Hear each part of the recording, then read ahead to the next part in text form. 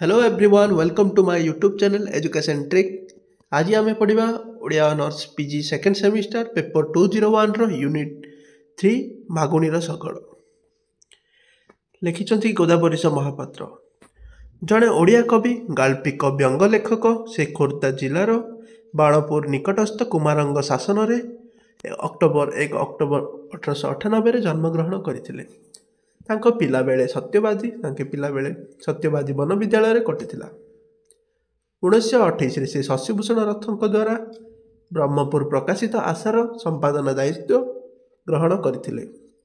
स्वाधीनता चेतना और व्यंग साहित्य से थिले जड़े गाल्पिक। से बंका और सीधा कविता संकलन निमंते केंद्र साहित्य एकाडेमी पुरस्कार पाइथिले।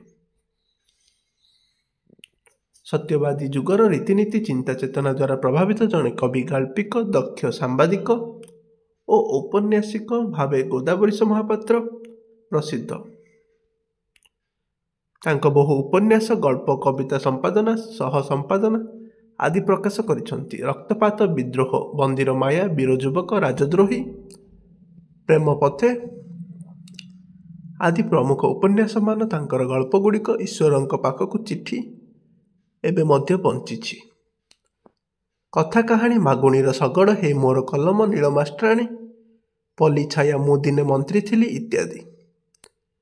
बंका और सीधा कंटा और फूल बाणपुर प्रभात कुसुम उठ कंकाल कविता गुड़िक रचित। संपादन गुड़िक आशा नियाखुंटर लेखक संपादक और प्रकाशक।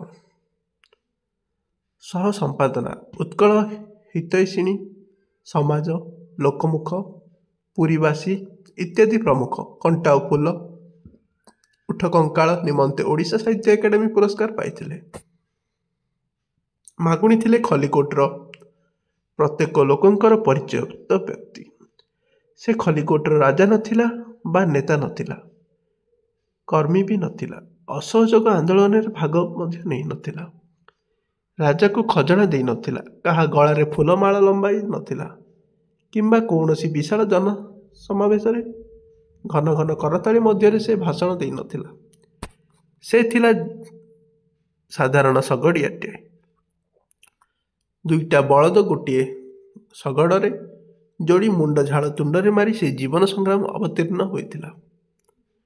हठात से जेतेबेले शुणिला जे सिंह घर गोटे बस आनी स्टेशन रु खलिकोट गढ़ को चलाइबे सेतेबेले से कथार गुरुत्व विशेष भाव उपलब्धि करि नथिला। से विश्वास करिथिला जे यात्री माने तार शगड़ को छाड़ी केबे हेले सिंहघर बस रे जीवे नाही। मात्र मागुणीर भावना केवल भावना रहिला और परिमाण हैला भिन्न प्रकार। हठात दिने खलिकोट गढ़ रे पहुंचला गोटे मोटर गाड़ी। 20 जन लोकों को धरी घंटा को 40 माइल बेगरे गति करिबारे क्षमता से गाड़ीर थिला। समस्ते कहले बिचारा मागुणीर बेपार बुड़ीला। सतकु सत लोक माने यात्रा करिबा पई मागुणीर शगड़े न बसी सिंहघर बस रे बसिले। मागुणी मनरे अवस्था दर्शाइबाकु लेखक कहिचंती दैत्य दानव परी गड़े मोटर बसटा को देखी मागुणीर मनरे चनका पशिला। से कांदी पारिला नहीं सत किंतु कांद कांद हुई भाविला से दिने जाइथिले कोदला सभा को। किए कहूथिले कल जिनिसठू हाथ जिनिस भल ताहले मोटर कलठू कण मो शगड़ भल नुहे। एते लोक सभारे बसी शुणुथिले। से माने कौन मो दुख बुझे ना कर्मी न बुझिले जीवी गांधीजी पाखक। से दरिद्रर साथी गरीबों बंधु से कौन कहिबे मागुणी मरी जाऊ ए सिंह बंचंतु। आम देश साधारण श्रमिक माने सभा समिति को जाई नेता मानकर वक्तृता शुणती। वक्तृतार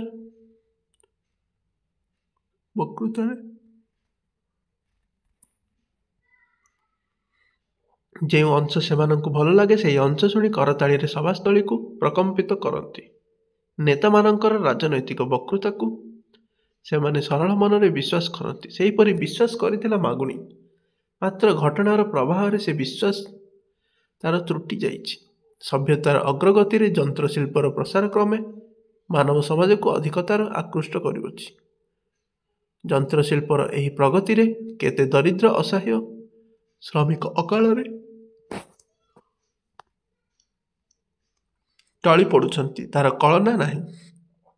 ସିଂହର ବସ୍ ଓ ମାଗୁଣୀର ଶଗଡ଼ ମଧ୍ୟରେ ଯେତେବେଳେ ପ୍ରତିଯୋଗିତା ଚାଲିଲା ସେତେବେଳେ ମାଗୁଣୀ ଜୀବନର କାରୁଣ୍ୟକୁ ଲେଖକ ବର୍ଣ୍ଣନା କରିବାକୁ ଯାଇ ଲେଖିଛନ୍ତି, ଷ୍ଟେସନରୁ ଗଡ଼କୁ ସିଂ ବସ୍ ଚାଲିଲା, ମାଗୁଣୀର ଶଗଡ଼ ମଧ୍ୟ ଚାଲିଲା, କିନ୍ତୁ ବସ୍ ପୂର୍ଣ୍ଣ, ଶଗଡ଼ ଖାଲି। ମାଗୁଣୀ ଆଗରୁ ଯେତେ ରାତି ଅଧରୁ ଉଠି ଷ୍ଟେସନରେ ଶଗଡ଼ ହାଜର କଲେ ମଧ୍ୟ ଲୋକେ ଧାଇଁଲେ ବସ୍ ଆଡ଼କୁ। ଦିନ ଗଲା, 2 ଦିନ ଗଲା, ସେ 2 ଓଳି ଖାଇକରି ଆସୁଥିଲା, ଓଳିଏ ଖାଇ ଆସିଲା। ସେ ଭାତ ଖାଇ ଆସୁଥିଲା, ତୋରାଣି ପିଇ ଆସିଲା। ସେ 2 ଓଳିରେ ଥରେ ପିଇ ଆସୁଥିଲା, କ୍ରମେ 3 ଓଳି ଚୁଲି ଲାଗିଲା ନାହିଁ। କାଳିଆ କସରାର ଛାଡ଼ି ହାଡ଼ ଦିଶିଗଲା। ସେମାନଙ୍କୁ ଧରି ଯେତେବେଳେ କାନ୍ଦିଲା, କିଏ କହିଲା ପାଗଳ, କିଏ କହିଲା ବାୟା। ନିଜ ଜୀବନକୁ ନିଜର ପରିଶ୍ରମ ଲବ୍ଧରେ ଧନରେ ବିତାଇ ଦେବାକୁ ମାଗୁଣୀ ଚାହିଁଥିଲେ, ମାତ୍ର ତାହା ହୋଇପାରିଲା ନାହିଁ।